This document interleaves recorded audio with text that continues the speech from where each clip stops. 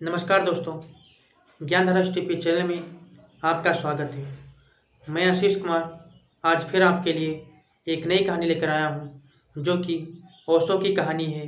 और दोस्तों, आप जानते हैं कि मैं ओशो की ही कहानियाँ लेकर आता हूँ क्योंकि ओशो की कहानियाँ हमारे जीवन में हमें बहुत कुछ सिखाती हैं।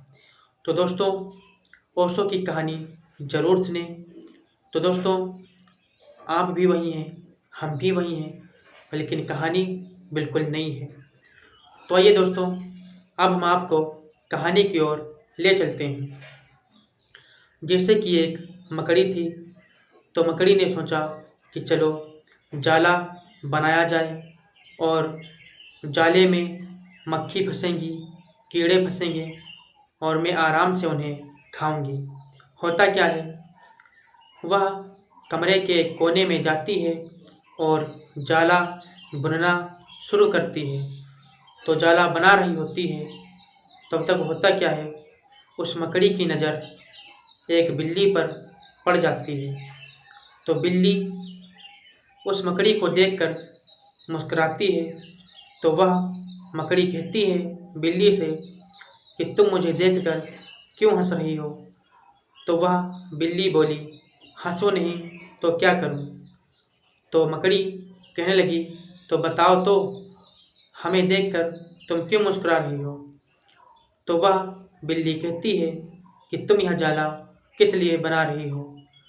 तो मकड़ी बोली कि मैं यह जाला यहाँ पर इसलिए बना रही हूँ ताकि यहाँ पर कीड़े आएंगे, मक्खी आएंगी और एक जाले में फंस जाएंगी और फिर मैं उन्हें आराम से खाऊंगी।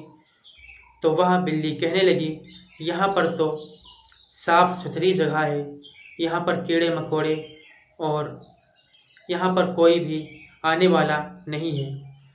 तो मकड़ी के गले में बिल्ली की यह बात उतर गई और उसने बिल्ली की बात मानी और आधा जाला बना हुआ छोड़कर चली गई।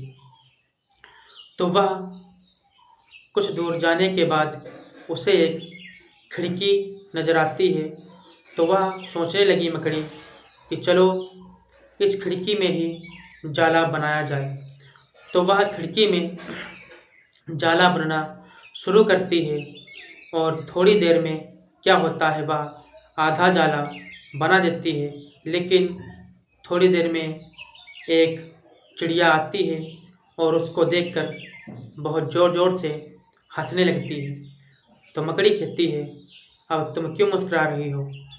तो वह चिड़िया बोलती है कि तुम यहाँ पर अपना जाला बना रही हो, लेकिन इस खिड़की की राह से घर के अंदर हवा प्रवेश होती है और तुम जाला यहाँ पर बना रही हो, तो तुम जब हवा चलेगी तो तुम जाला सहित यहाँ से उड़ जाओगी, तुम्हें पता भी नहीं लगेगा, हवा के साथ तुम उड़ जाओगी। तो मकड़ी सोचने लगी कि यह चिड़िया भी बात सत्य कहती है।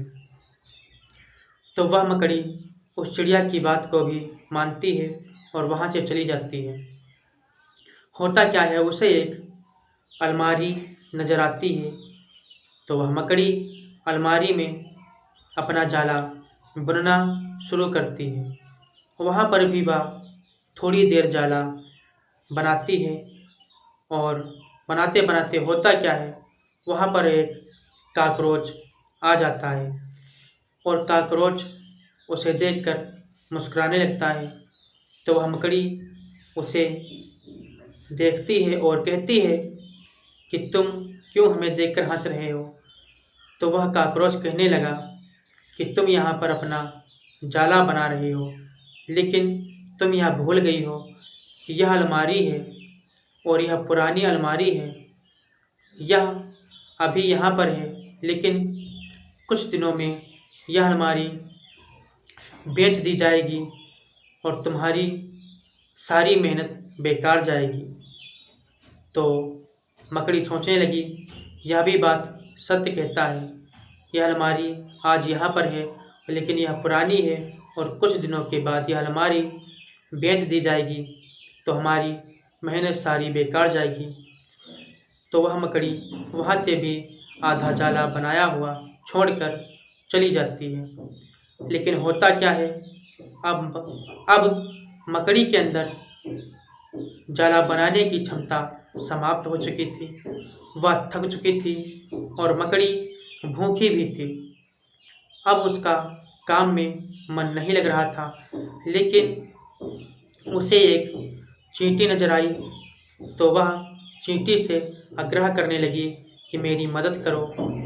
तो वह चींटी मकड़ी से कहती है कि मैं तुम्हें उतनी देर से देख रही हूँ कि तुम लोगों की बातों में आकर के अपना आधा अधूरा काम छोड़कर चली जाती हो, और जो लोग ऐसा करते हैं उनका यही हाल होता है। और अब तुम्हारे अंदर वह क्षमता नहीं बची है कि तुम अपना जाला बना सको। दोस्तों, होता क्या है, फिर वह मकड़ी वहीं पर पड़ी रही उदास, और वहीं पर वह मकड़ी पड़ी रहती है।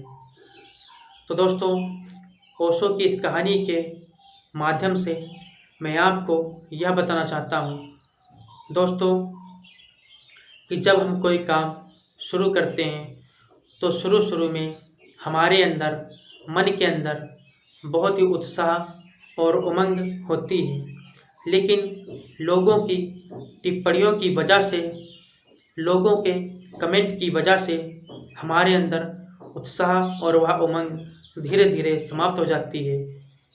और दोस्तों, कभी कभी ऐसा होता है कि हम लोग मंजिल के नज़दीक होते हैं, लेकिन लोगों के कमेंट की वजह से हम आधा अधूरा काम छोड़कर चले आते हैं, और फिर हमारे पास पछताने के अलावा कुछ भी नहीं बचता है।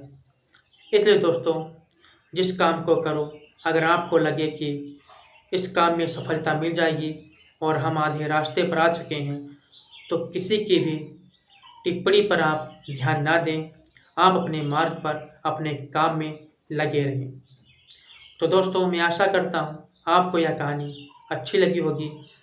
तो दोस्तों, ऐसी ही कहानियाँ रोज़ सुनने के लिए हमारे चैनल ज्ञानधारा टीवी को सब्सक्राइब जरूर करें।